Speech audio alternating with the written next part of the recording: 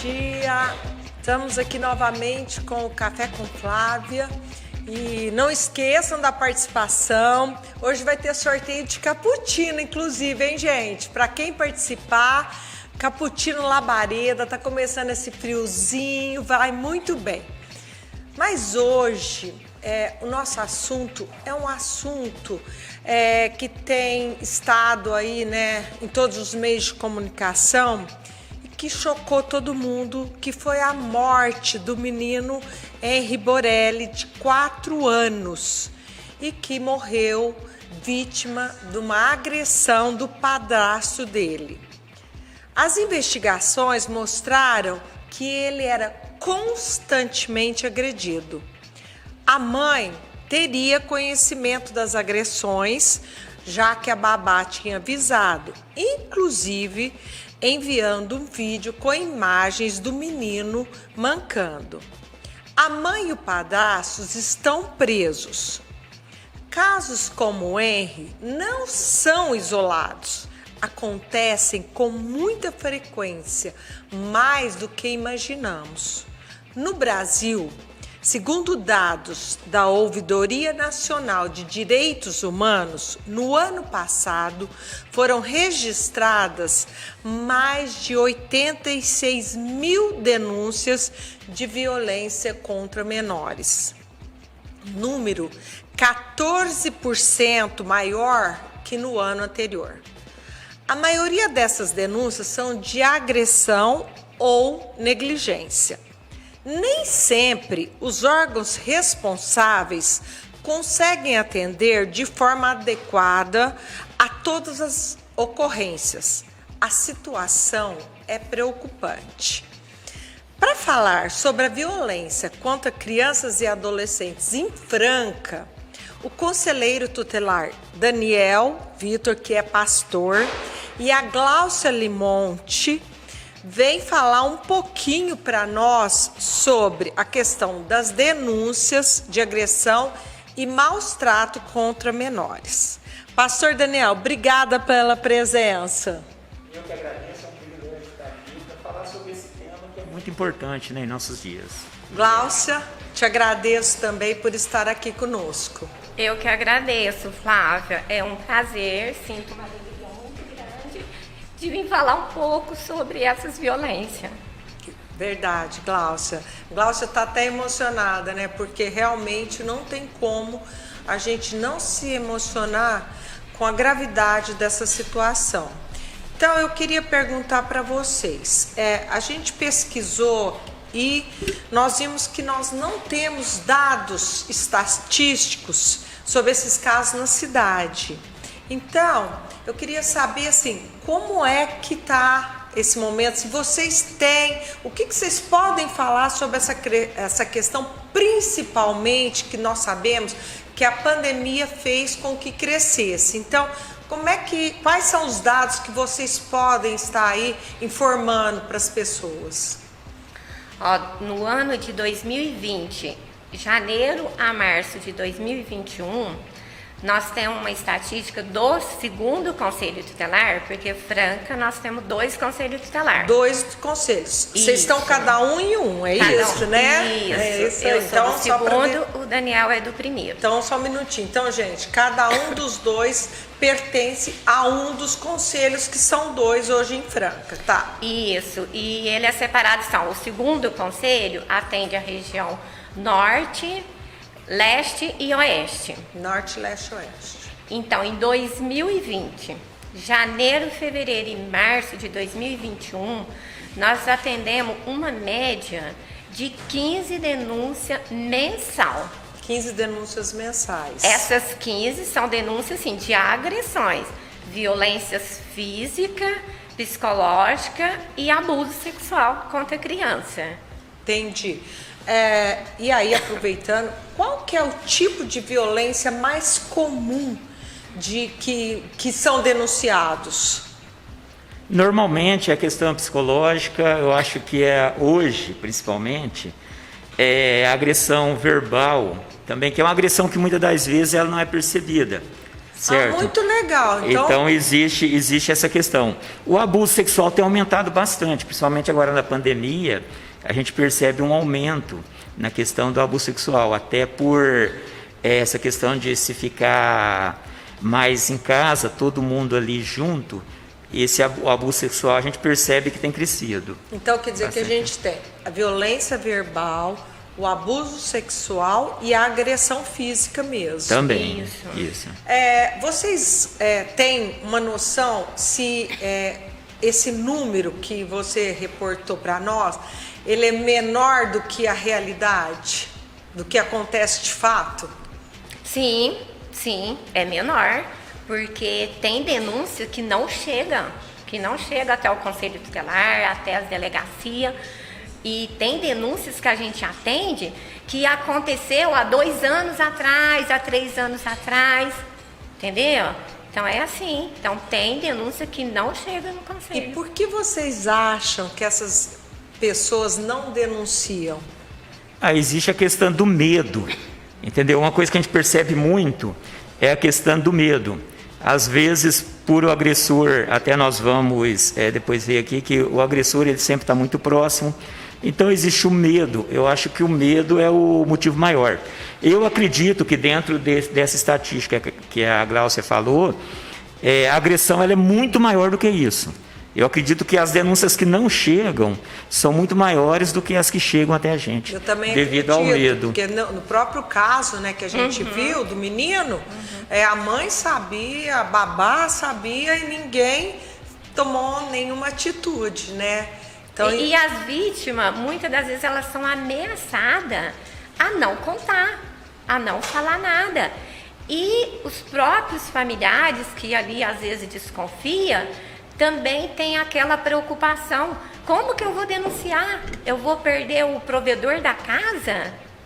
Entendeu? Então, isso é uma preocupação assim, muito grande, porque os casos não chegam. Então, a população precisa ser orientada para prestar mais atenção nas nossas crianças, nos nossos adolescentes que estão sofrendo esses tipos de violência. Muito bem lembrado, Gláucia.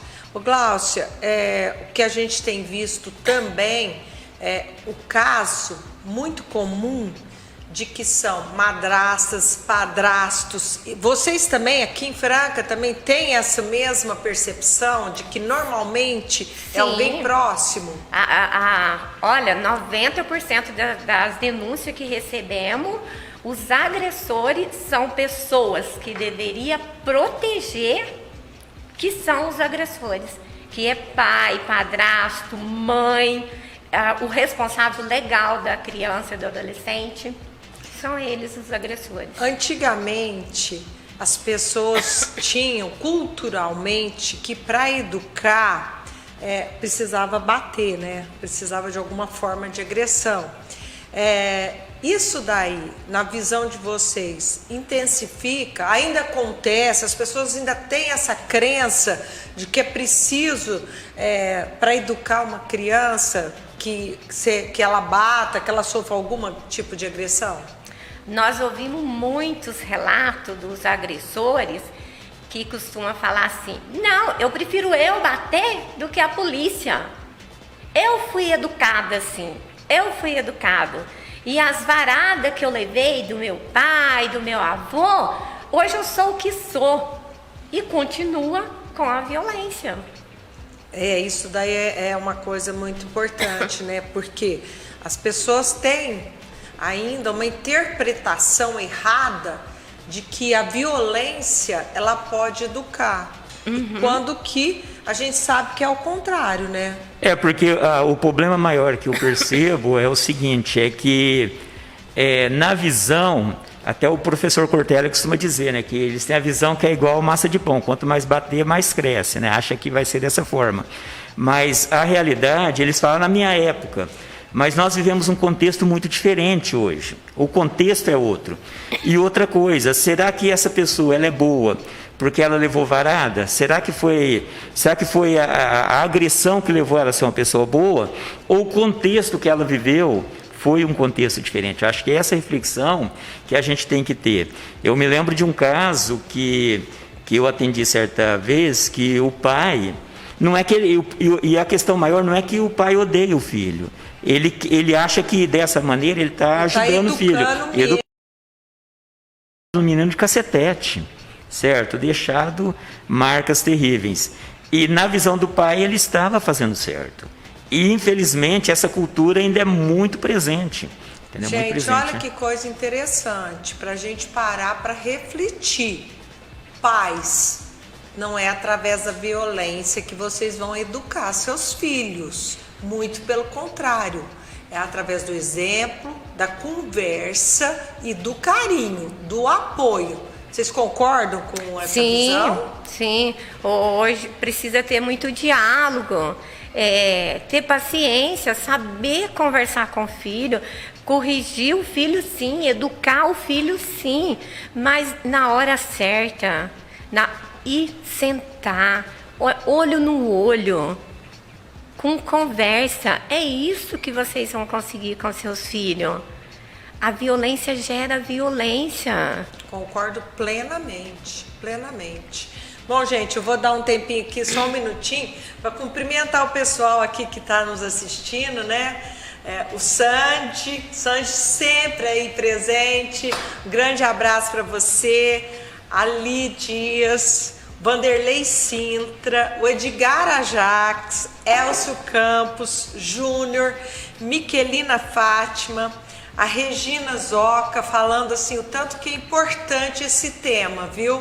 E realmente a gente tenta trazer informações. Às vezes as pessoas, elas estão distantes, né, do que acontece, e muitas vezes os próprios meios de comunicação fazem aquele terrorismo, mas não informa, né?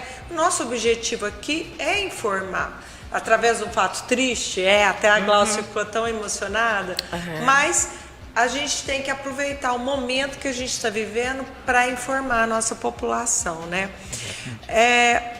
Quando o conselho recebe uma denúncia de agressão, quais são os procedimentos que são tomados?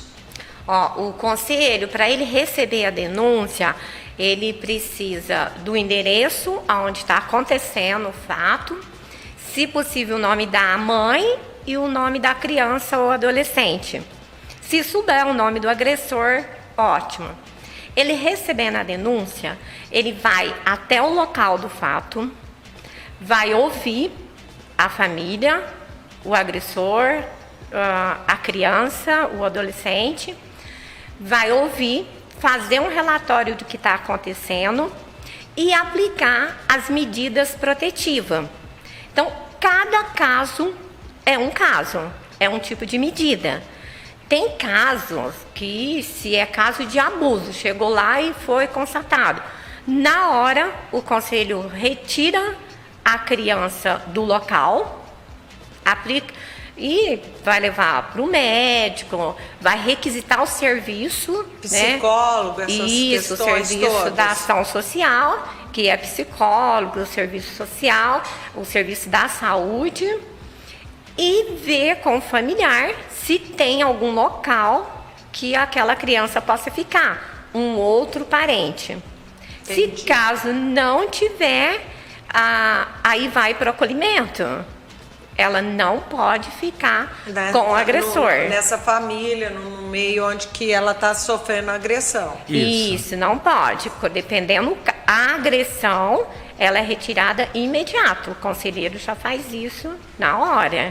E se a pessoa, como é que ela chega até o conselho tutelar? Que às vezes muita gente não sabe, né? Então também é uma através orientação. As denúncias podem ser feitas. Nós trabalhamos ininterrupto, 24 horas, sábado, domingo, feriado, dia, noite. E nós temos celular de plantão, que é o 99967-3547. Depois nós vamos pôr esse celular aí, viu, Priscila? Para que as pessoas precisarem, quiserem. E aí, aproveitando a pergunta, eu queria saber também de vocês se qualquer pessoa pode fazer uma denúncia. Por exemplo, um vizinho, ele está sabendo que está tendo essa agressão. ou um parente mais distante também sabe que tem essa agressão, ele pode fazer a denúncia? Pode e deve, né, no caso. Qualquer pessoa. O denunciante, ele é anônimo. Ah, então quer dizer, a Não pessoa precisa. denuncia e ninguém fica sabendo. Ninguém fica sabendo. Muito A lei bom, protege preservado. ele. É preservado. Ele é anônimo, não precisa dele falar nada. Ó, eu sou a tia. Não precisa. Olha, quero fazer uma denúncia. Tá acontecendo isso? Ou é uma suspeita, é uma ameaça. Às vezes não é verdade, mas o vizinho escutou lá os barulhos, os gritos, e ele acredita que alguém está espancando a criança. Entendeu? Faça a denúncia. O conselho vai verificar. Muito bom, porque hoje em dia a gente tem falado muito na violência contra mulheres, mas muito pouco na violência contra crianças e adolescentes. E a gente sabe que isso daí acontece com muita frequência, né? E o interessante é que uma coisa acaba relacionando com a outra, porque em muitos casos as duas violências, elas acontecem ao mesmo tempo, certo? E a nível de Brasil hoje, a violência contra a criança, ela só perde para a violência contra a mulher, tá certo? Nas denúncias no Disque 100, só perde para as denúncias na questão da agressão contra a mulher. E é interessante quando a gente fala na questão da obrigatoriedade de ser feita a denúncia, por lei, todo cidadão é obrigado, se ele tiver uma suspeita de caso, ele estar fazendo a denúncia. Agora é importante a gente frisar também que o Conselho Tutelar, porque existe também um certo conflito às vezes em algumas denúncias, que o Conselho ele não executa, ele cobra, certo, de quem é de direito. O Conselho sempre ele vai atuar quando? Quando existe, porque o Conselho foi criado para defender o direito da criança e do adolescente. Se está sendo infringida alguma lei, o Conselho vai cobrar de quem é a obrigação. Se a obrigação é do Estado, o Conselho tem que cobrar do Estado. Se a obrigação é do pai, o Conselho vai cobrar do pai, entendeu? Então, o Conselho sempre ele vai. E outro fato que é importante a gente analisar dentro desse contexto é que existe, todo município tem uma rede de proteção. Nós temos o CRAS, temos CREAS, temos a saúde, que é a rede de proteção. E o que o Conselho faz? Chegou a denúncia, o Conselho ele vai averiguar, como a Gláucia já afirmou, já falou, vai né? Analisar e a partir daí vai encaminhar. Se for para o CRAS, encaminha para o CRAS, para o CREAS, para a saúde, vai fazer o encaminhamento e depois vai analisar quais as medidas foram tomadas e se for preciso chegar até o judiciário, o Conselho tem a competência de encaminhar ao judiciário e representar também a situação. Uma questão, quando surgiu esse caso, né, e eu ouvi muitos comentários, assisti muita coisa, o pessoal estava falando o seguinte, que o Estatuto da Criança e do Adolescente é muito bom, mas que muitas vezes o Conselho não consegue atender o número de ocorrências por ter poucas pessoas. Isso acontece aqui em Franca, ou que em Franca está mais tranquilo nesse sentido, de atender as ocorrências? Dentro do Estatuto, para cada 100 mil habitantes, o Conselho ele tem que trabalhar com espaço. Ele recebe denúncia, ele já tem que atender, é de imediato. Claro, não claro, pode deixar para amanhã. Tá acontecendo. Às vezes um risco igual do menino, né? A hora que chega até vocês já não tem mais o que fazer, né? E por ele ser ininterrupto, trabalhar direto, então um conselheiro trabalha hoje, folga amanhã, já entra outro, e é 5 conselheiros em cada conselho tutelar. Gente, uma pergunta muito importante que eu acredito como pode identificar uma pessoa de fora, por exemplo, um professor, né, ou alguém, parente, etc., que a criança está sendo vítima de violência? Quais sinais é preciso prestar atenção? Eu acho que essa é uma informação importantíssima que eu gostaria de ouvir de vocês. Sim, muito importante. E eu quero falar para vocês que a criança e adolescente que está sofrendo maus trato, algum tipo de violência, ela te fala pelo olho. Pelo olhar dela você consegue identificar. O que precisamos é nós, a sociedade, prestar atenção nas nossas crianças e nos nossos adolescentes. Porque a criança que está passando por alguma situação dessa, ela sente medo, angústia, tristeza, ela é irritada, ela é agitada e ela pode até entrar em depressão. Nossa, então, a nossa criança não é isso. Fiquei até arrepiada com você falando sobre isso. Então, Gláucia, é muito importante que todo mundo fique atento, né? Que não deixe acontecer o pior.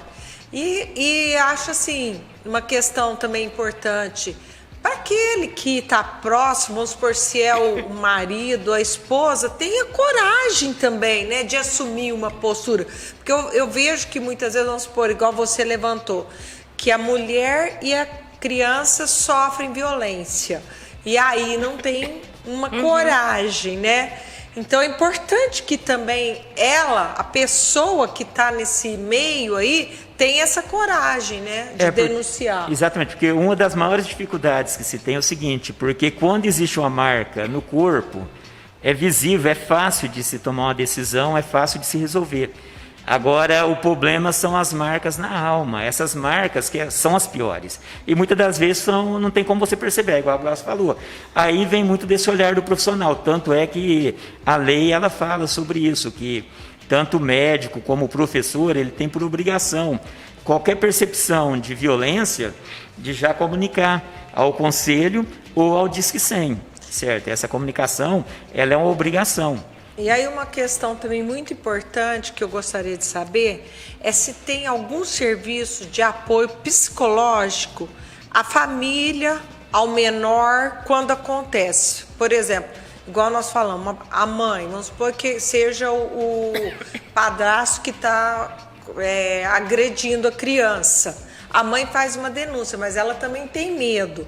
Então eu queria saber se tem um apoio para esses casos. Hoje em Franca tem a Casa da Mulher Vitimizada, certo? Até depois a gente pode deixar o telefone, se for o caso, ótimo, também para caso gente, necessário. Quer todos os contatos que nós vamos pôr na rede aí, que é muito importante. Então, porque se a mulher ela se sente acuada, ela pode estar entrando em contato, que ela vai ser colocada numa situação de cuidado e proteção, tanto ela como a criança.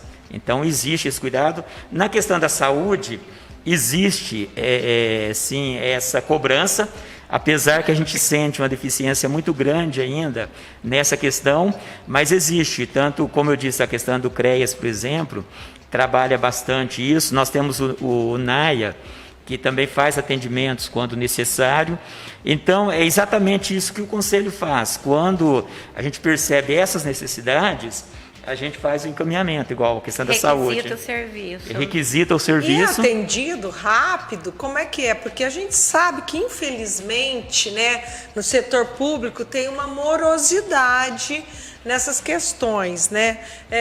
Como é que vocês veem isso? Tem um retorno rápido? Como é que é?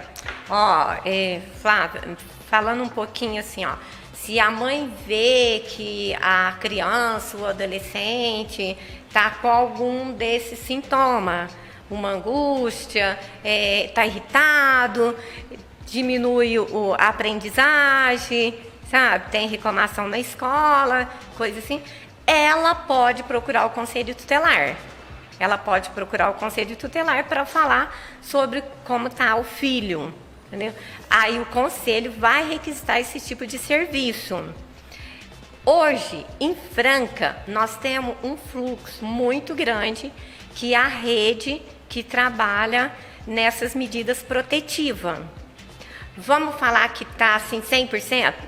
Não está. O ano passado até tivemos assim, vários ofícios que encaminhamos para o setor e que não foi atendido. Então, isso já foi falado, o Ministério Público está acompanhando e está tendo assim, um resultado agora, exatamente por causa disso, porque o que o Conselho faz é requisitar o serviço e cobrar esse atendimento. se realmente a família está sendo atendida.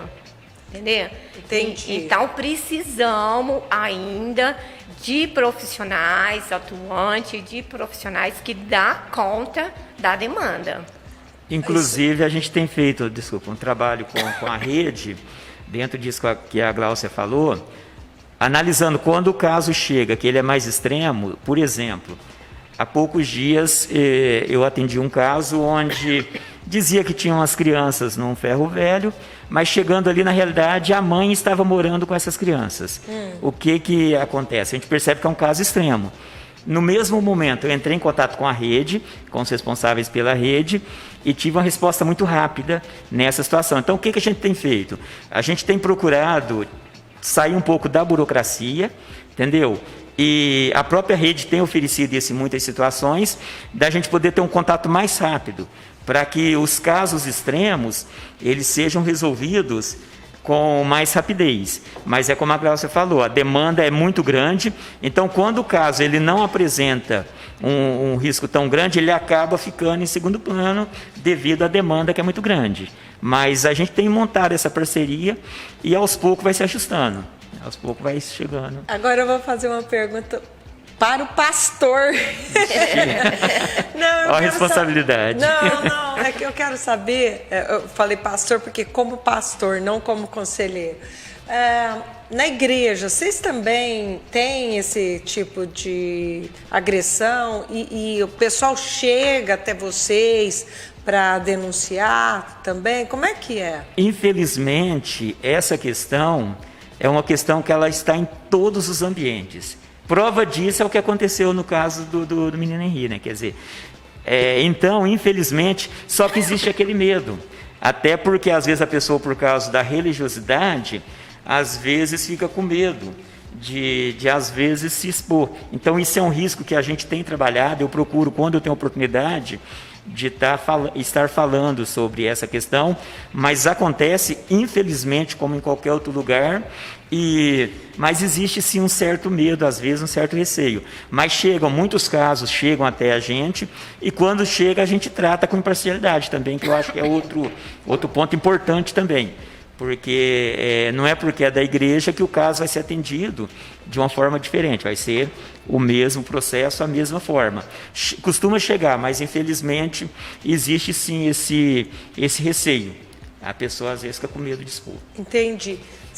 Deu para perceber, porque, claro, 2020 foi um ano de pandemia e eu não sei como é que ficou a atuação de vocês. Aliás, é uma pergunta também, como que ficou a atuação de vocês, como está sendo agora na pandemia, e se vocês têm essa percepção, como aconteceu também no Brasil todo, do aumento da agressão, da violência durante a pandemia.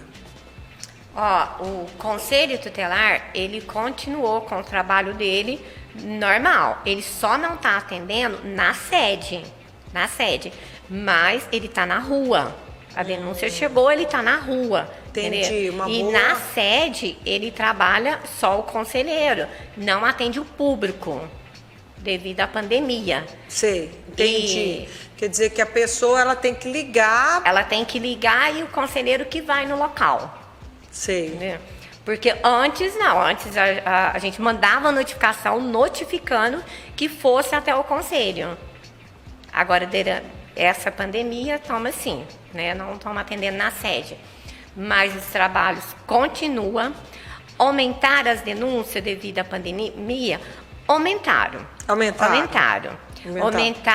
assim, Por quê? O que acontece? As famílias, vamos supor, uns 80% dessas denúncias são famílias que já têm histórico de drogadição, alcoólico, de agressões mesmo, de desemprego, entendeu? Então, tem aumentado sim. Você tocou num ponto importante, né? O alcoolismo, ele é uma das causas, né, da violência. Sim, né? Sem dúvida. É uma das causas. E é um dos da nossa atribuição, requisitar o tratamento para os genitores. Também. É interessante isso. Quer dizer que por exemplo, uma criança está sendo atendida e o problema, família vamos também. supor, é de alcoolismo dentro de casa. Aí vocês fazem um encaminhamento para que o alcoólatra seja atendido, é isso? Por lei nós somos obrigados até a fazer, porque a lei ela sempre vê o seguinte: se nós queremos proteger a criança, a gente tem que pensar na família. Concordo. Então, quer dizer, a partir do ambiente que ela está inserida, exatamente. né? Então, quando existe a possibilidade de mudança, o conselho ele trabalha, como a Glaucia disse, faz os encaminhamentos. Quando o genitor ou outro responsável ele aceita esse tratamento e segue, ele normalmente a criança vai voltar, vai permanecer. Eu sempre costumo dizer, tem pessoas que falam, porque o conselho tutelar tirou a criança de fulano.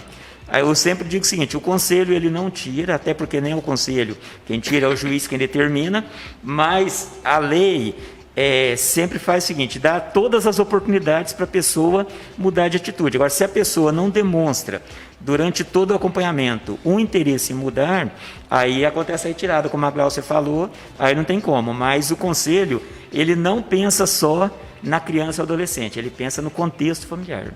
Gente, eu queria agradecer muito a presença de vocês, achei que foi muito esclarecedor e queria que cada um de vocês deixasse uma mensagem final aqui para quem está nos assistindo, antes da gente ir para o intervalo. Olha, eu quero dizer a todos que estão nos assistindo que fique mesmo assim atento às nossas crianças, nossos adolescentes e às famílias. E vocês podem ficar bem aberto, bem tranquilo a fazer a denúncia, que vocês estão ajudando, vocês estão evitando acontecer o que aconteceu no caso do Henri. E a denúncia pode ser feita também assim, ó, aqui um vizinho no endereço tal, o pai é dependente químico, ele chega sempre em situação bem agressiva e tem criança. Pronto, o conselho já vai atender. Não aconteceu nada, você não viu nada, mas você sabe que aquele pai, que aquela mãe, que aquele padrasto é dependente químico, é alcoólatra, é agressivo. Tá? O conselho tutelar faz esse acompanhamento, que evita muito esse desgaste, esse sofrimento, porque ó, depois que uma criança passa por esse tipo de violência, ela aniquila. E é muito difícil o tratamento com essa criança, com esse adolescente, para voltar ao normal. Entendi. E você, pastor, o que você gostaria de deixar aí para o nosso público? Eu gostaria primeiramente de agradecer a oportunidade, né, de estar aqui. É um privilégio falar de coisa que a gente ama, porque uma coisa boa é você fazer o que ama. Acho que esse é o primeiro ponto. Eu vejo na Glaucia isso, a emoção com que ela fala do trabalho, eu acho fantástico isso. E uma coisa que eu queria falar que é o seguinte, que a violência ela não tem rosto. E isso que é o problema. Porque esse caso do Henri, assim como do menino Bernardo lá atrás, ele prova o seguinte: porque a violência ela não está só na periferia. Porque ali a gente vê com mais facilidade. É algo fácil e visível, entendeu? A gente atende os bairros periféricos todos os dias. Até brinco que tem região de Franca que o carro vai sozinho, porque é muito comum acontecer. Agora, o problema maior é na média e alta sociedade. É aí que eu fico mais preocupado. Entendi. Porque é difícil chegar. Entendi. E será que não acontece? Entendeu? Eu acredito que não chega mesmo, que as pessoas elas blindam, colocam, né? se blindam, bem colocado. Bom, gente, fica aí então a reflexão. É um assunto que mexe muito com a gente, mas é importante que todo mundo que esteja aí nos ouvindo, que saiba de alguma coisa, que possa estar passando para mais pessoas que é importante tomar uma atitude antes que aconteça o pior. E voltamos daqui rapidinho, e agora, é claro, com um assunto muito mais leve, né? Com a cantora e compositora Bárbara Neri. Voltamos já já, gente.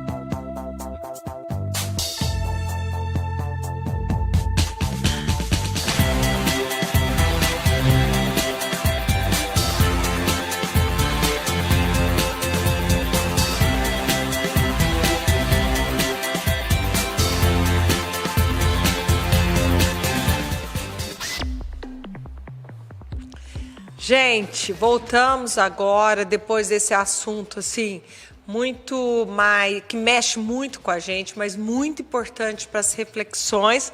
Agora, Bárbara Neri, que vai, assim, além de alegrar, né, o nosso momento, contar um pouquinho também do trabalho dela, né?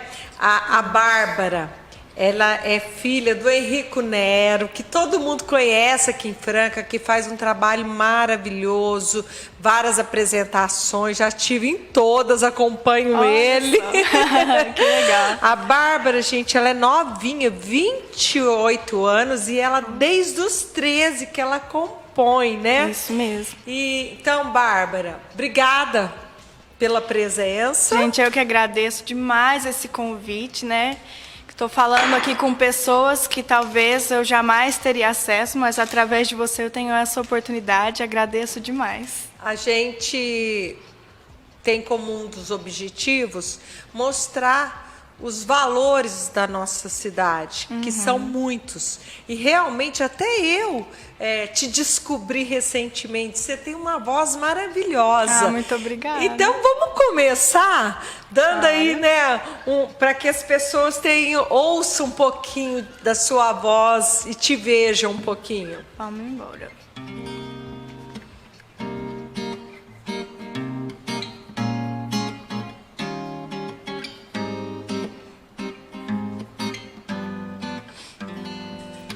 Hey, você ainda não percebeu?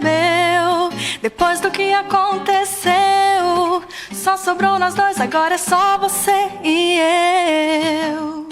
Só viajar, nem pega o passaporte, cê me leva pra qualquer lugar, sem hora pra voltar. Nosso amor ninguém supera, e se eu contar dá uma novela. O que é nosso é luz, se cortar a luz a gente vai juntar a luz de velas. Você me traz sorte, é o meu talismã. Sonho com você, quero ter você todas as manhãs.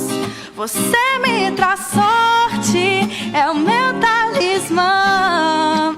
Sonho com você, quero ter você todas as manhãs.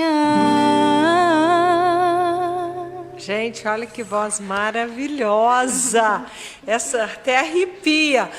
Essa daí é sua? Não, essa é da Isa. Ah, é da Isa. Bom, então vamos lá. Me conta um pouquinho, Bárbara, como é que foi sua história, né, de música, é claro. Que a gente sabe que seu pai sempre trabalhou com coral, com música. Então, quero saber duas coisas. Primeiro, como é que foi que surgiu em você, né? Como você se descobriu tendo esse talento e qual foi a influência do seu pai, né? Ah, foi total, né? Como não? Bom, desde de quando eu era bebezinho, meu pai dava aulas na minha casa de técnica vocal. E também era já regente de corais, então ele me levava para ensaios. Ele já era regente de um coral infantil e ele me levava para esse coral infantil e eu já cantava, ensaiava com 2, 3 aninhos, eu já estava lá cantando. E também quando ele levava pessoas lá em casa para fazer aula de técnica vocal, eu ajudava. Às vezes eram pessoas que tinham a voz muito aguda e criança geralmente tem a voz bem mais agudinha.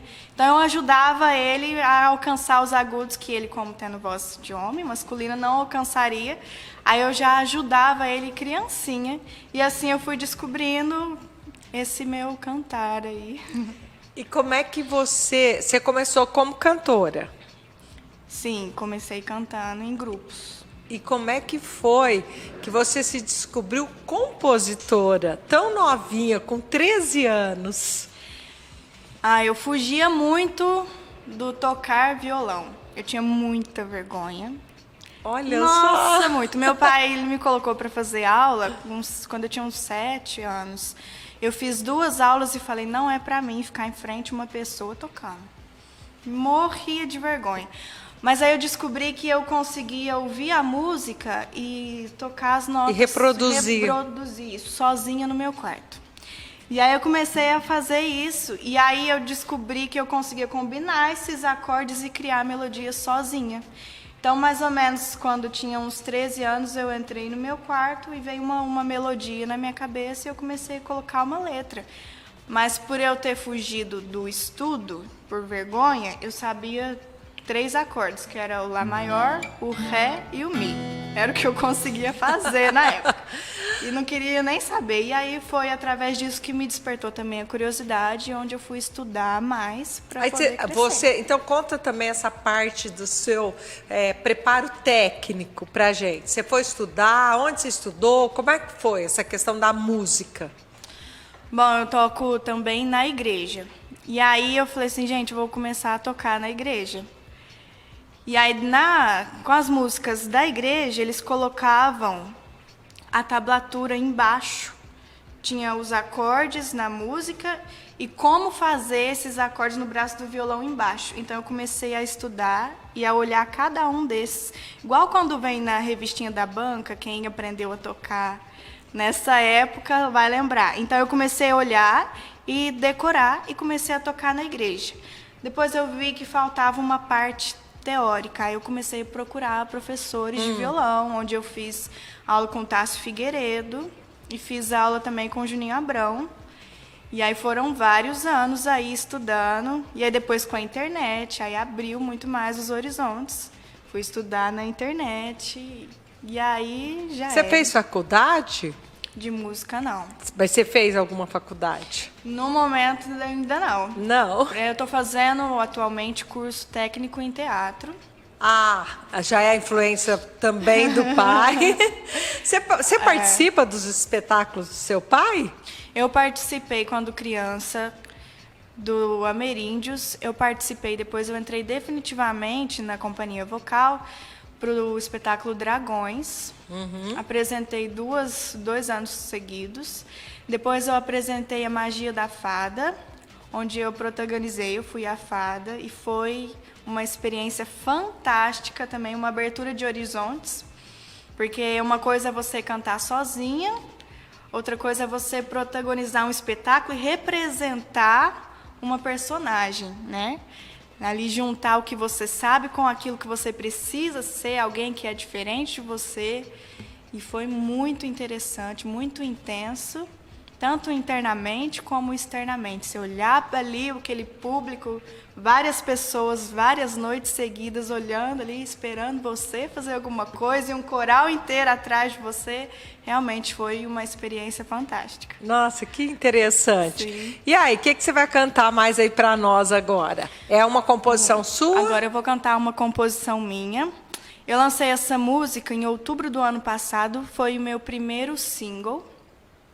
Eu compus essa música, acho que em 2017, 2018, em um momento onde eu estava passando por uma viagem bem interna, um autoconhecimento, onde eu tinha muita vontade de me expressar como artista.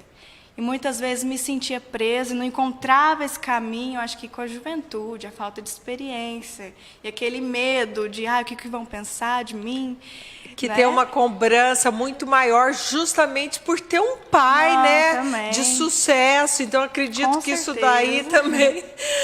E como é que chama, então? Chama As Obras Originais. As obras originais. Isso. Então, vamos ouvir a Bárbara com essa voz maravilhosa, uma composição dela. Vamos lá, Bárbara.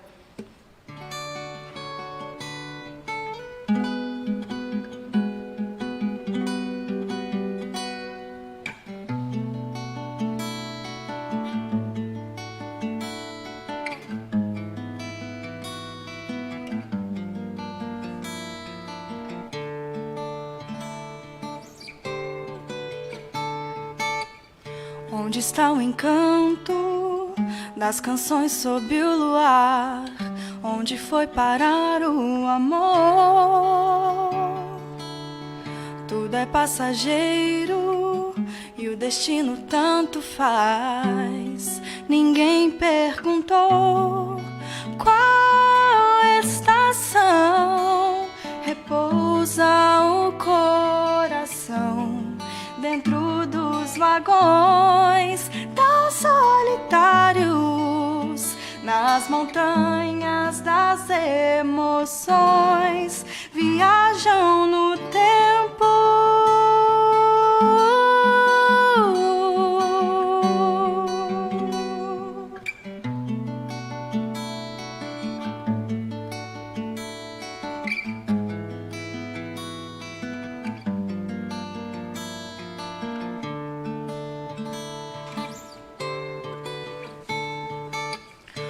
Onde está o espelho, refletindo o que é, não o que querem ver.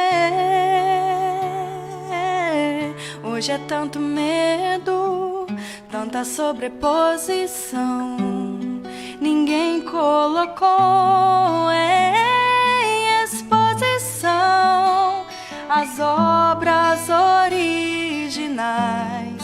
Quem é o autor que assina com as digitais? Deixa livre para ser tudo o que faz.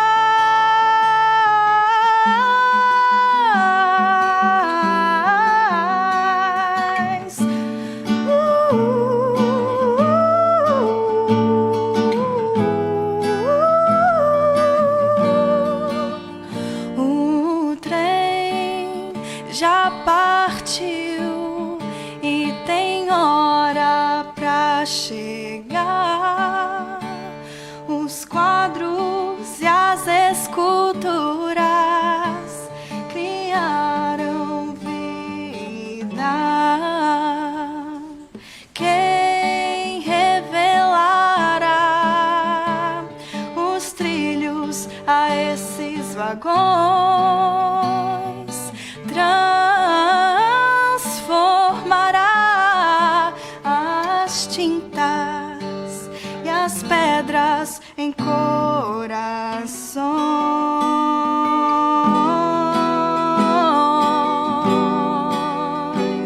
Em corações.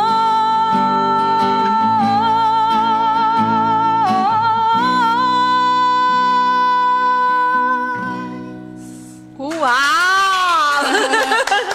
Gente, além da voz maravilhosa, uma composição lindíssima, Muito tocante. obrigada. Essa está disponível em todas as plataformas digitais. Quem tem Spotify, digita lá as obras originais, Bárbara Neri, no YouTube, Deezer. Você Ó, encontra gente, lá. vamos lá, porque com essa voz maravilhosa, isso alegra a vida da gente, né? Nesse momento de pandemia. Acho que a gente está precisando mais desses momentos, com certeza. né? Bom, então vamos mandar um beijo aqui pro pessoal. A Cristina Buranelli falou que já é fã sua, que você dá show. Muito obrigada. Maísa, Bigode, Marlina, Regina e o Júnior Pedro. Falou que nosso programa é nota 1000. Que bom, né? Um beijo para toda essa galera. E, ó, gente, hoje nós vamos sortear cappuccino para quem participar. Aproveita que nosso programa, ó, já está na parte final dele, né? Vamos ouvir ainda algumas músicas, mas aproveite agora para participar. Bárbara, vamos lá, vamos falar um pouquinho mais. Eu queria saber como é que você vê o cenário cultural e musical em Franca. Bom, eu acho que, de uma forma geral, é um cenário que é muito difícil de trabalhar. Tem muito talento, tem muita gente muito boa, muita gente inteligente. Porém, é muito difícil de encontrar apoio. E tem muita gente também que tem o talento, mas tem dificuldade de saber como começar, né? Então, a gente sente uma falta aí do apoio, tanto na área das autoridades, quanto também empresas. Nossa, eu vejo que às vezes a gente vai procurar um patrocínio, é muito complicado, é muito difícil. Mas tem muita gente que trabalha muito sério. Franca é uma cidade de muitos talentos, Nossa, né? demais. E aí, mas eu também sinto que as pessoas não valorizam tanto quanto precisaria, né, Bárbara? Com certeza. E eu vejo também que com a quarentena, a pandemia, as pessoas, muita gente desistiu. Gente que trabalha com show, com barzinho. Ah, foi o pessoal, foi um dos Nossa, setores mais foi afetados, muito, realmente, muito, né? muito. Mas também surgiu uma leva de pessoas que não quiseram mais deixar para depois. falaram, gente, a gente não sabe quanto tempo a gente vai ter de vida, eu preciso colocar para fora o meu sonho, vou dar um jeito de investir em mim e de me expressar. Então, se você procurar na internet novos talentos em Franca, você vai achar muita gente. Olha que legal. Bom saber, porque eu quero trazer mais novos talentos aqui no nosso programa, né? É muito bom. Divulgar, abrir espaço para essas pessoas. Para você, qual foi o momento que mais difícil, né? Para você se revelar, para você assumir? Como é que foi isso? Eu tentei trabalhar com algumas coisas. E aí eu vi que eu não me encontrava. E eu vi que tinha uma voz interna. Que eu sempre amei escrever. Para mim, era mais fácil eu sentar com o meu caderno e escrever uma poesia e ali ordenar os meus pensamentos do que conversar com uma pessoa. Então, eu fui vendo que eu tinha uma facilidade na escrita, na música, que isso veio, e que eu como desde os 13, mais ou menos, eu venho compondo, eu só não expressava, só não colocava isso para fora. Só que aí foi como se eu estivesse enchendo um cano e, de repente, não tivesse mais espaço e explodisse isso. E foi essa sensação que veio dentro de mim. Eu falei, nossa, eu preciso colocar isso para fora. E aí veio um momento de muito medo, de muita tristeza e de muita ansiedade. E seu pai te apoiou nessa trajetória? Meu pai sempre me apoiou. Meu pai sempre falou, né, que eu precisava colocar para fora isso. Sempre quis muito, mas ele sempre teve aquele receio de não querer forçar. Mesmo porque, como você disse, é um espaço ainda muito difícil, né? Sim, muito difícil. Mas a minha família em si sempre me apoiou muito. Minha mãe me apoia demais. Meus primos, meus tios, a família inteira está envolvida. E eu nunca, se eu falar assim, eu tive uma família que me falou para procurar outra coisa, que isso não ia dar em nada, muito pelo contrário, minha família sempre teve ao seu lado. O Michael Mariano falou, Bárbara, linda e talentosa. Concordo. Concordo. Beijo, Michael. Plenamente. Agora, fala pra gente, você está preparando seu primeiro EP. Antes, explica, porque tem muita gente que não sabe o que é um EP. Então, explica para nós o que é um EP. Quando a gente vai lançar no segmento musical, a gente tem algumas formas. Ou a gente lança um single, que é uma música só. Ou a gente lança um EP, que é a abreviação de Extended Play, que é como se fosse um play estendido, que é um intermediário entre o single e o EP, que é um álbum mais inteiro. Então, esse EP, ele tem de 4 a 6 faixas. É um álbum, um álbum menor, com menos músicas, certo? Exatamente. E aí tem o long play, que é o LP, que são de 10 a 20 faixas, que era mais o nosso ou menos. antigo, famoso long play. E você, então, está nesse processo agora, né, de lançamento. Conta um pouquinho pra gente. Eu entrei para gravar em fevereiro. Estou gravando com o Giovanni Costa. E aí eu mostrei umas 10 músicas para ele. Aí teve o processo de vamos escolher 5. E aí escolhemos 5. E aí vamos produzir o que a gente vai colocar, que instrumentos, como vai ser o arranjo, vai querer colocar outras vozes, como que vai ser. E aí está nesse processo aí. Já tivemos gravação de bateria, de teclado, de instrumento de sopro, de quarteto de cordas, violão, guitarra. Então é um processo bem demoradinho. E quando vai ser lançado? Tá, final de maio, começo de junho. Pelas essas plataformas que você falou. Isso. Spotify, Spotify, YouTube. Deezer, Apple Music, YouTube. Ô, Bárbara, a gente está aqui terminando antes da sua última música. Eu quero fazer duas coisas. Primeiro, eu quero fazer mais uma pergunta e eu quero fazer o sorteio antes de você cantar, porque depois de ouvir você lindamente, a gente vai terminar o programa, né? Então, sorteio aqui pra gente, para ver quem ganhou o cappuccino. Boa sorte aí para todo mundo que participou. Pegou aí? Pode Peguei. ler, pode ler. Pode ler? Pode. Bia Rodrigues. Bia Rodrigues, depois a gente pega o endereço e manda para ela o cappuccino, tá? Bárbara, quem quiser acompanhar, conhecer mais seu trabalho, o que deve fazer? Me adiciona, me segue lá no Instagram. @abarbaraneri. Neri é com Y no fim. Neri é com Y no fim. E através também da minha página, gente, tem tudo lá, porque eu já venho acompanhando, né? E tô postando algumas questões, algumas coisas, algumas músicas da Bárbara também. E, gente, olha, eu queria dizer o seguinte, que o nosso programa ele fica gravado no Face e também no meu site, que é flavialancha.com.br. E, Bárbara, antes de você terminar, eu queria te agradecer a presença. Acho que é muito importante a gente estar falando dos novos talentos aqui da nossa cidade, para que as pessoas conheçam, porque infelizmente, a gente ainda é muito do sertanejo e a gente tem tanto talento na nossa cidade, então o objetivo é abrir esse espaço mesmo. Quando você for lançar o seu EP, está convidada a voltar aqui. Obrigada mesmo pela sua presença. Gente, muito bom ter vocês aqui novamente. Semana que vem estamos de volta e nós vamos terminar o programa com a Bárbara cantando. Essa também é uma composição sua, Bárbara?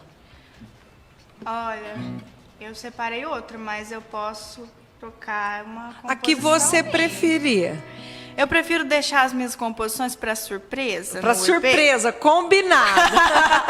Então fica para depois, no final de maio, né, quando você lançar. Isso. E então o que você vai cantar para a gente aí para terminar nosso programa com essa voz maravilhosa? Eu vou cantar A Lua que Eu Te Dei. Então vamos lá.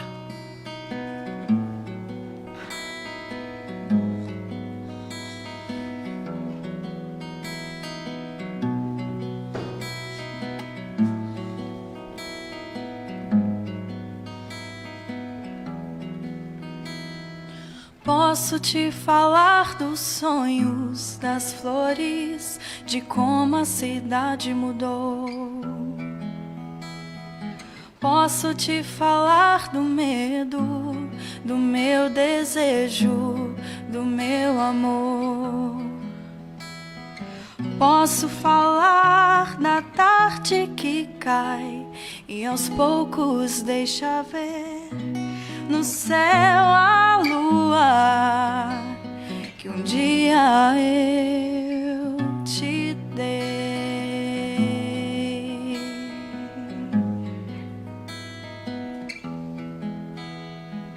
Gosto de fechar os olhos, fugir do tempo, de me perder. Posso até perder a hora, mas sei que já passou das 6.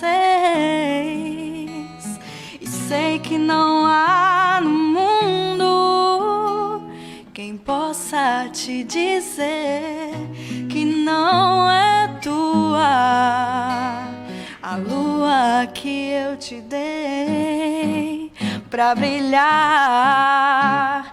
Por onde você for, me queira bem, durma bem, meu amor.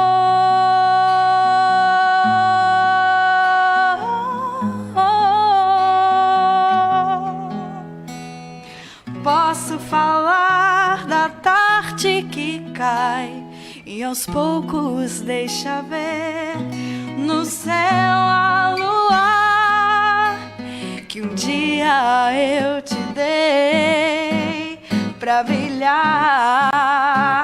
Por onde você for, me queira bem, durma bem, meu amor.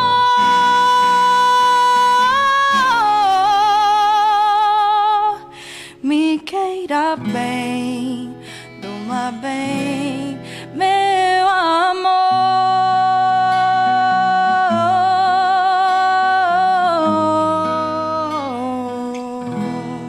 Meu amor. Uau! Gente, até quinta. Maravilha, né? Beijo, tchau, tchau.